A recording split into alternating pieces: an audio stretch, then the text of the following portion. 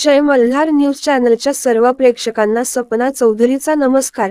नंदुरबार जिल्हा महसूल कर्मचारी संघटनेतर्फे जिल्ह्यातील संपूर्ण महसूल कर्मचारी 14 जुलै 2024 पासून राज्यव्यापी बेमुदत संपात सहभागी झाले असून शासन स्तरावरून कोणतीही सकारात्मक कारवाई होत नसल्याने आंदोलनाच्या भूमिकेबाबत बेमुदत कामबंद आंदोलन 15 जुलै पासून करण्यात येत असल्याचे नंदुरबार जिल्हा महसूल कर्मचारी संघटनेकडून सांगण्यात आले आहे। महाराष्ट्र राज्य महसूल कर्मचारी संघटनेच्या विविध मागण्या संदर्भात शासन स्तरावर कोणतीही सकारात्मक कारवाई होत नसल्यामुळे 15 जुलै 2024 पासून कामबंद आंदोलन करण्यात येत आहे।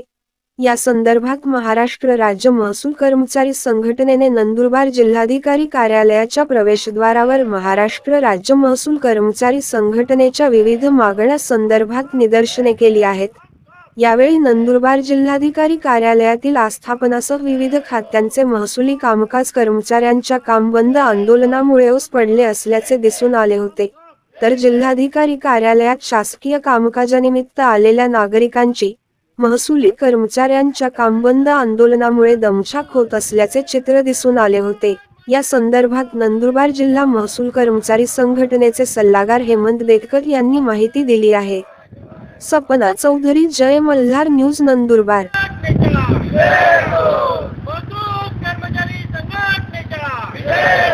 महसूल कर्मचारी संघटनेने संपूर्ण राज्यभर आजपासून बेमुदत संपाला सुरुवात केलेली आहे। हा बेमुदत संप करण्यामागे आमच्या काही प्रमुख मागण्या आहेत। त्यातली सगळ्यात महत्त्वाची मागणी जी अशी आहे की दांगट समितीने जो अहवाल शासनाला सादर केलेला आहे आकृतीबंधासंदर्भात, त्यानुसार तो अहवाल स्वीकारून शासनाने आकृतीबंधानुसार लवकरात लवकर रिक्तपदे भरावी, अव्वल कारकूनचा पदनाम बदलण्यात यावं, ग्रेड पेमध्ये सुधारणा होणं आवश्यक आहे। महसूल सहाय्यकाचा ग्रेड पे 1900 आहे तो 1900 वरून 2400 करण्यात यावा। नायब तहसीलदार हे पद शासनाने राजपत्रित केले आहे, तथापि त्याचा ग्रेड पे शासनाने अद्याप बदललेला नाही आहे, तर तो ग्रेड पे इतर राजपत्रित अधिकाऱ्यांप्रमाणे करण्यात यावा।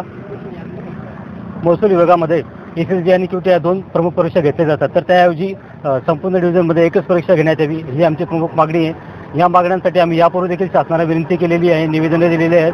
10 तारखेपासून आमचं आंदोलन सुरू झालेलं आहे, तथापि शासनाने आमच्या आंदोलनाकडे लक्ष न दिल्यामुळे आम्हाला नाईलाजास्तव आज 15 जुलै 2024 पासून राज्यव्यापी संप पुकारावा लागलेला आहे। शासनाने जर आमच्या मागण्या मान्य केल्या नाही तर हा संप संपूर्ण राज्यभर अशाच प्रकारे सुरू राहील।